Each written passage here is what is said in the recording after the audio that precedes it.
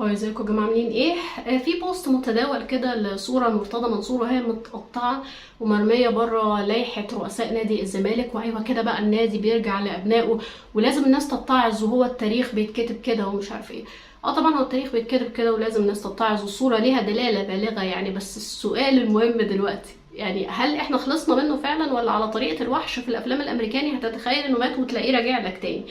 في اعتقادي بالمعنى المباشر يعني it's too good to be true بالنسبه للزمالك، يعني ما اظنش انه هيحل عنه، هيرجع بطعن بقى سايب ناس جوه ترازي في اللي هيجي معرفش. في المجال العام هيرجع بقى ببرنامج في التلفزيون، برنامج على النت، حزب، يعني he has no end يعني. بس انا اللي يهمني اكتر هو المعنى غير المباشر او دلاله ورمزيه وجود مرتضى منصور، اللي هو ابرز اسم يصلح للتعبير عن مرحله هي الاسوأ في تاريخ مصر الحديث. يعني لو عايزين نختصرها هي ردة حضارية. احنا ركننا القانون على جنب ودهسنا كل الخطوط الحمراء وهدمنا المنظومة الأخلاقية اللي قعدنا بتاع 7000 سنة نبني فيها يعني.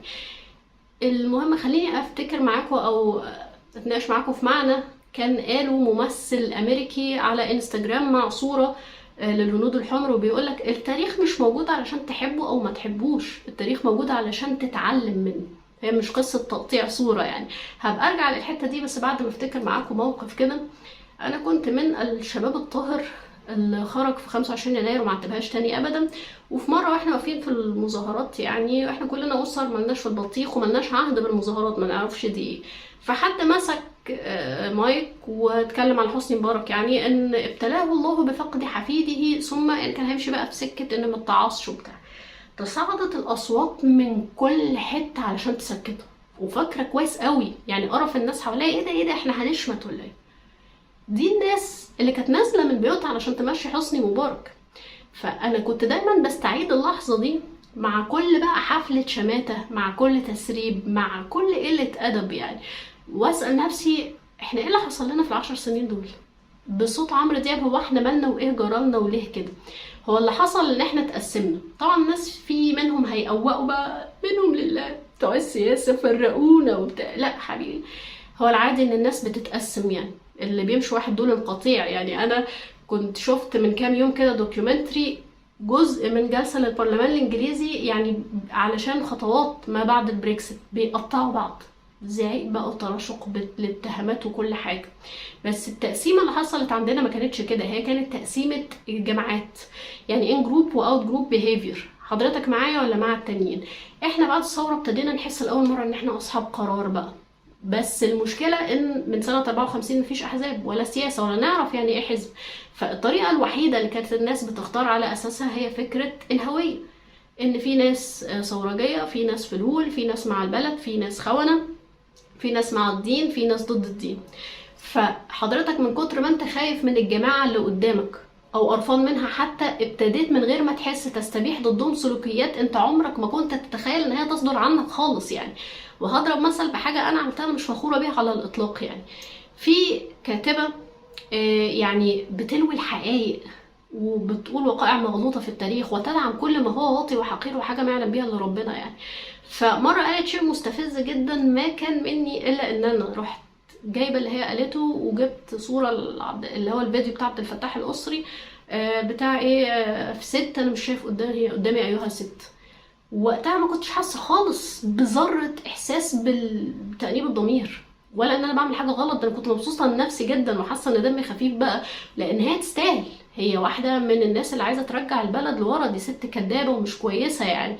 وتمر السنين وبعدين ابتديت اشوف نقاشات تانية لناس، انا بلاحظ ان لما يبقى في حد داخل في نقاش مع واحدة مش قادر عليها بالحجة فيبتدي يعايب على شكلها، لونها بقى، مناخيرها، بقها، الحاجات دي كنت بوصلهم بمنتهى القرف واحس انه مش بني ادم اصلا يعني. لحد ما افتكرت في لحظة ان انا عملت كده مع الست دي، قلت يا نهار اسود، انا ازاي عملت كده يعني؟ كما لو كان فعلا في بني ادم نط مني زي افلام الكرتون كده، اتصرف التصرف ده من غير ما انا احس يعني. بس هو ده افكت الان جروب والاوت جروب. فالواحد يحمد ربنا على نعمة الناس الاوباش اللي في حياته، لان هما اللي بيحسسوه ان في حاجات ما ينفعش خالص ان هو يعملها. يعني انا لولا ان انا شفت التصرف ده من ناس زي دول ضد ناس انا مش شايفه ان هم ما يستاهلوش حاجه زي كده، ما كنتش حسيت بحجم الجرم اللي انا عملته. واحمد ربنا برضو انه هداني ان انا ما كبرش واعرف ان انا غلطانه، وان انا ما عشتش بمقاييس مزدوجه، ان في حاجات اقبلها على الناس وما اقبلهاش على نفسي وعلى اللي شكلي يعني.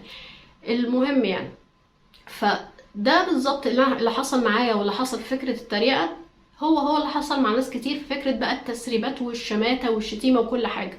انت كانك بتعمل دي هيومنايزيشن للجماعه اللي قدامك او للشخص اللي قدامك. يعني ده مش بني ادم، بتنزع عنه ادميته، انت بتتعامل معاه باعتباره الشخص العلماني، الشخص الخاين، الشخص الفلول، فيستاهل كل حاجه. فبمرور الوقت ابتدت السلوكيات الحقيره دي تتطبع واحنا مش حاسين. بالمناسبه انا رايي في الست دي ما اتغيرش خالص، بس انا ما يصحش اعمل حاجه زي كده. وبالمناسبه برضو يعني زي بالظبط لما الناس رفضت ان هي تشمت في حسني مبارك، مش عشان هم متربيين على كده. وبالمناسبه برضو انا لو على يعني ضميري انا قدام ربنا، انا يعني الحمد لله انا ندمت على اللي عملته وان شاء الله ما اعملوش تاني. ومن باب الاحتياط مسحت الفيديو رغم ان هو ما كانش عامل مشاهدات خالص، يعني ما كانش لسه الاكونت اتعرف. انا بس شايفه ان انا لازم اقول كده ان بابليك، يعني رغم ان دي حاجه مكسوفه منها جدا جدا يعني، لان شايفه ان البلد كلها لازم تعمل كده. عاده المجتمعات لما بتمر بازمه سياسيه او حرب اهليه، بعد الشر على المسلم الحرب الاهليه، واحنا اخر بلد في الدنيا ممكن تحصل فيها حاجه زي كده. بس في رواندا مثلا على ما اذكر يعني، بتبتدي الناس تعمل جلسات مكاشفه بقى، كل واحد يعترف بالمصيبه اللي هو عملها. انا وشيت بفلان، انا قتلت حتى اولاد جاري، مش من باب الفخر، بس من باب ان انا بتطهر من الفعل ده، وان احنا نعرف احنا عملنا ايه ونفتكره وما نرجعلوش تاني. في امريكا في الحملات الانتخابيه، وقت الحملات الانتخابيه الرئاسيه بيبتدوا يدرسوا اثر الحملات الانتخابيه على الولاد الصغيرين في المدارس يعني. فلما كان ترامب موجود قالوا ان مجرد وجود شخص زي ده في الانتخابات، ما كانش لسه فاز حتى، اثره على الاجيال اللي جايه هيحتاج سنين عشان يتعالج. فشوف اللي حصل عندنا. فمن هنا كانت اهميه ان انا اقول ان احنا لازم نعمل جلسه مكاشفه. ممكن نعمل مثلا هاشتاج كده، ويبقى اهم هاشتاج عملناه انا اشعر بالخزي من كذا، او انا مكسوف من كذا، وكل واحد يتطهر بقى من البلاوي اللي عملها ويتعهد انه ما عملهاش تاني.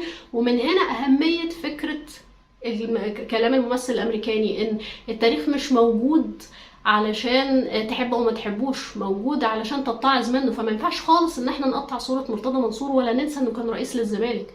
احنا لازم طول الوقت نفضل فاكرين ان الامور وصلت في مصر لدرجه ان في واحد كان له الحق ان هو يخوض في اعراض الناس ويشتمهم بامهاتهم عادي، وانه وصل انه يبقى رئيس نادي من الناديين الكبيرين في البلد.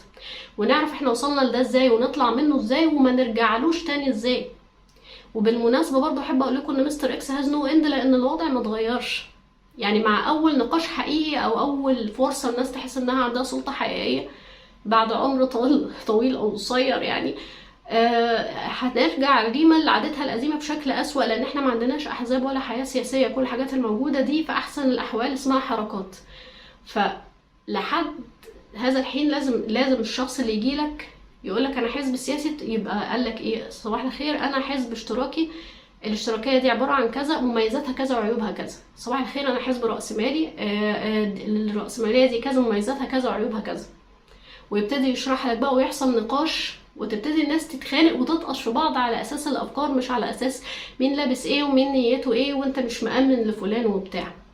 طبعا دي حاجه تاخد لها سنين يعني، بس على الاقل نبقى عارفين ان هي موجوده. حتى هذا الحين لازم نبقى عارفين ان اللي وصلنا لهذا الوضع هو قلة السياسة مش السياسة. وما ننساش ابدا ان مرتضى منصور في يوم من الايام كان رئيس لنادي الزمالك، هذا ان لم يعد مرة اخرى. شكرا، باي باي.